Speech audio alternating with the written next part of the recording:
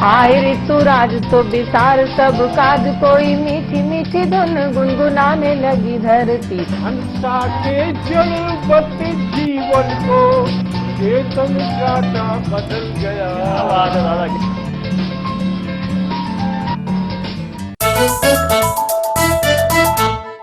जितना जी में आए खाओ, बस खाते ही खाते जाओ। डरने की क्या बात है जब सतमोला साथ है। टेस्ट है इसका सबसे निराला, हर दिल पर जादू कर डाला। स्वाद स्वाद में जमकर खाया, सतमोला ने खूब बचाया। खाने से गलता है क्या? सतमोला।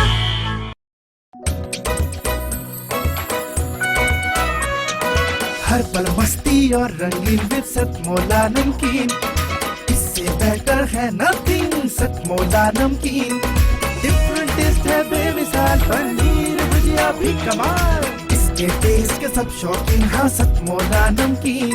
सतमोला स्वीट्स एंड नमकीन, इससे बेटर है नथिंग। हाँ सतमोला नमकीन। सीएम साहब, हमारे 30 विधायक अपोजिशन पार्टी में चले गए। अब आप सीएम नहीं रहे। सतमोला। तो अब नया सीएम कौन बन रहा है? चल सतमोला खाओ, कुछ भी बचाओ।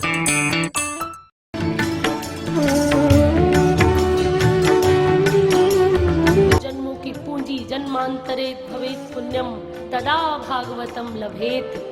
जन्मों जन्मों के पुण्य जब एकत्र हो जाए तब भागवत की प्राप्ति। रिश्तों में धन्यवाद देकर आप अपने रिश्तों को कितना खूबसूरत बना सकते हो। श्रीमद् भागवत कथा जीना भी सिखाती है और मरना भी सिखाती है।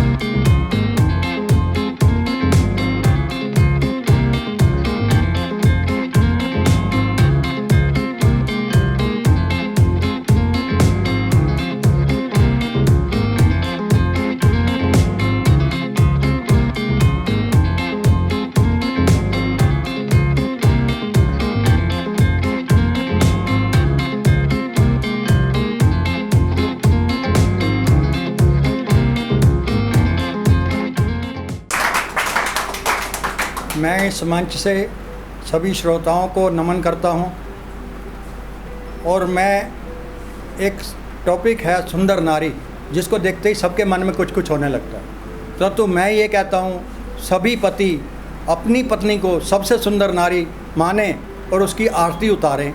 वो आरती मैं आपको सुनाने जा रहा हूँ। ओम जय सुंदर नारी देवी, जय सुंदर नारी। ब्रह्मा विष्णु सदाशिव, ब्रह्मा विष्णु सदाशिव, सबको लगे प्यारी। ओम जय सुंदर नारी। नारद मोहित हो गए, बंदर मुख पायो, देवी बंदर मुख पायो। मोहिनी ले गए विष्णु, मोहिनी ले गए विष्णु, पाछे पछतायो। ओम जय सुंदर नारी, सुंदर नारी अहिल्या, सूरज मन भाई, देवी सूरज मन भाई। मुर्गा बन के बोलियो, करी कुछ चतुराई। ओम जय सुंदर नारी। मेनका स्वर्ग से आई, दुर्वासा कारण, देवी दुर्वासा कारण। पत्नी रूप में उसको, पत्नी रूप में उसको करना पड़ा धारण। ओम जय सुंदर नारी, सुंदर नारी करीना, सैफ के मन भाई, देवी सैफ के मन भाई, धर्म बदल लियो अपनो, धर्म बदल लियो अपनो, बेगम कहलाई ओम जय सुंदर नारी। एक छोटी सी कविता है, कविता का शीर्षक है नया पापा। नया पापा। नैनीताल का टूर जा रहा, नैनीताल का टूर जा रहा, नैनीताल का टूर जा रहा, मुझको भी तो जाना है, सब बच्चों ने नाम लिखवाया, मुझको लिखवाना है। तो पिताजी क्या बोलते हैं, मेरा कोई व्यापार नहीं है, मेरे पास कोई पैसा नहीं, मेरा कोई व्यापार नहीं है, छोटी सी दुकान मेरी है, हीरों का कारोबार नहीं है, छोटी सी दुकान मेरी है, हीरों का कारोबार नहीं। बेबस मन से रोता बच्चा, बेबस मन से रोता बच्चा, मम्मी के पास चला आया, मम्मी ने पुचकारा उसको और गोद में बिठलाया। मत रो मेरे प्यारे मुन्ना, मत रो मेरे प्यारे मुन्ना, मैं कोई जुगत लगाऊंगी, मत रो मेरे प्यारे मुन्ना, मैं कुछ जुगत लगाऊंगी, नैनीताल क्या चीज़ है बेटा, स्विट्ज़रलैंड घुमाऊंगी,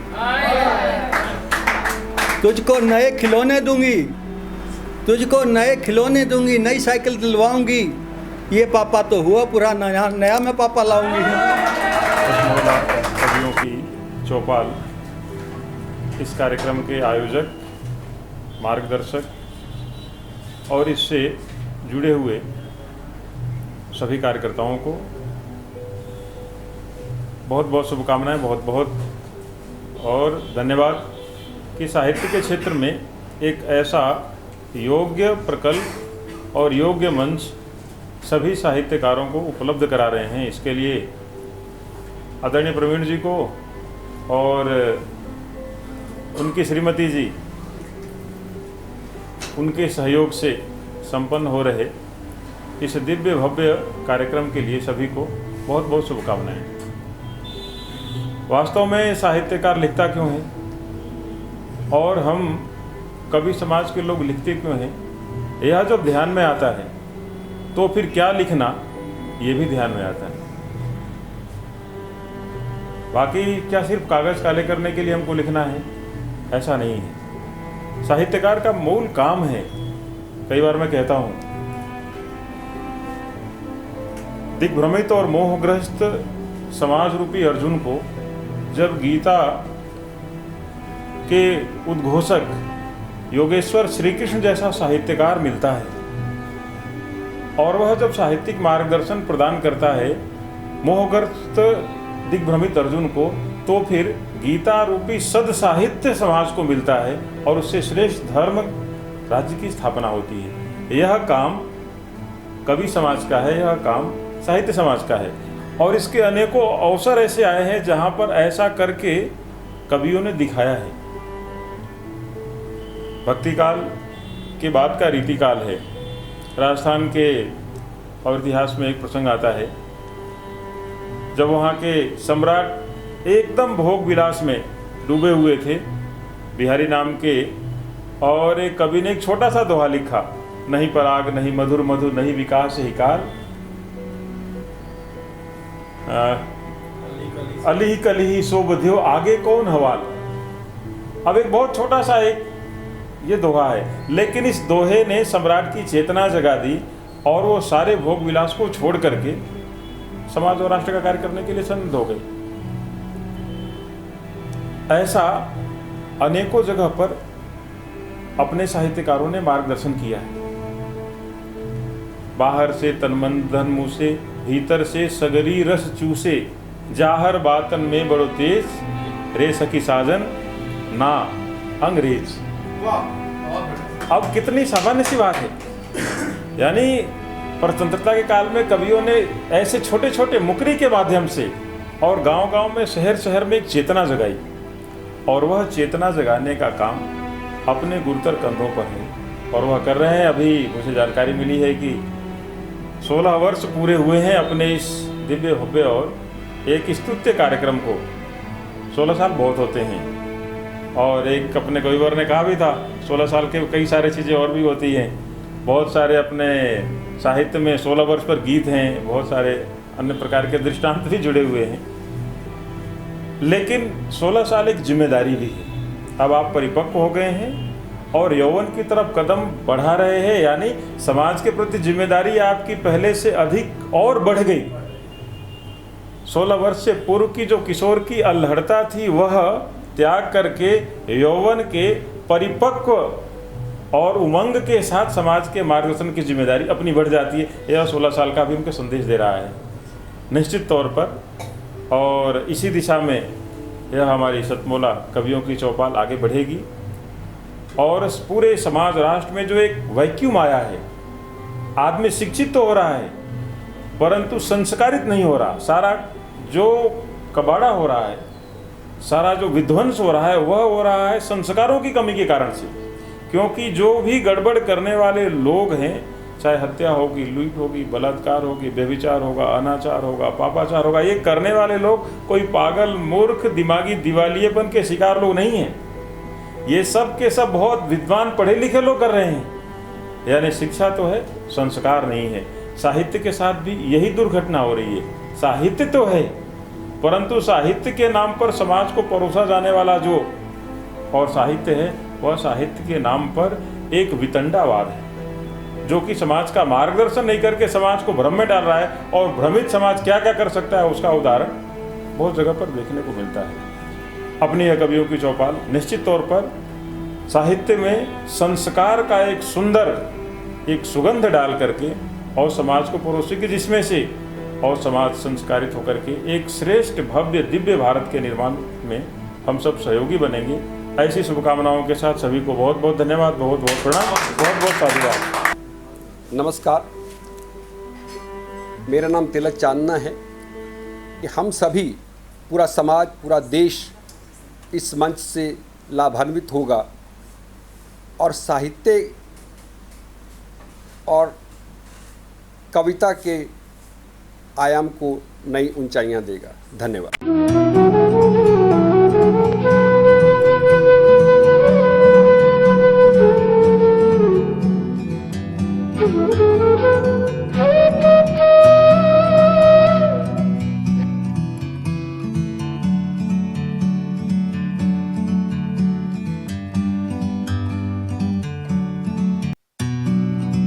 आए ऋतुराज तो विसार सब काज, कोई मीठी मीठी धुन गुनगुनाने लगी धरती। हंसा के जलवत जीवन को चेतन चाटा बदल गया।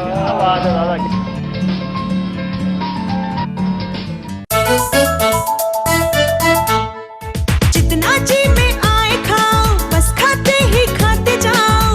डरने की क्या बात है जब सतमोला साथ है। टेस्ट है इसका सबसे निराला, हर दिल पर जादू कर डाला। स्वाद स्वाद में जमकर खाया, सतमोला ने खूब बचाया। खाने से गलता है क्या? सतमोला।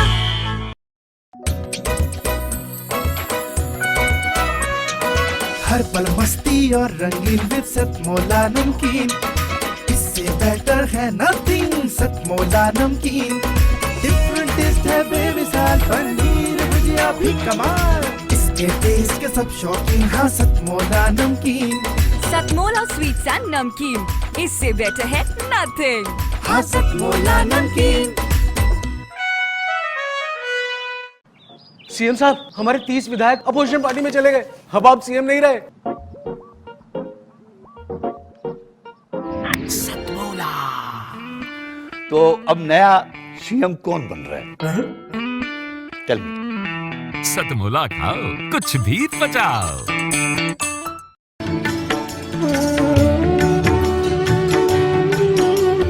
जन्मों की पूंजी जन्मांतरे भवेत् पुण्यम तदा भागवतम लभेत।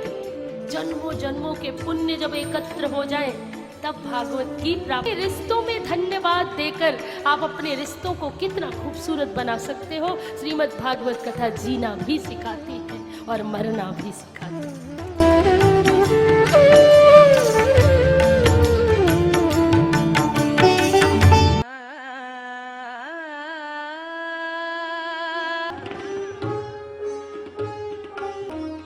हमारा उद्देश्य सिर्फ प्रदर्शन नहीं बल्कि व्यक्तित्व में एकाग्रता, स्मरण शक्ति और ठहराव में वृद्धि करना है। जी हाँ, सुर संगम संगीत शिक्षण के क्षेत्र में एक जाना माना नाम। आप अपने आप को संगीत की शिक्षा से जोड़ें और एक संतुलित व्यक्तित्व के मालिक बने। प्रयाग संगीत समिति द्वारा संचालित हमारे वार्षिक परीक्षा में सम्मिलित होकर अपनी योग्यता को बढ़ाएं। सुर संगम।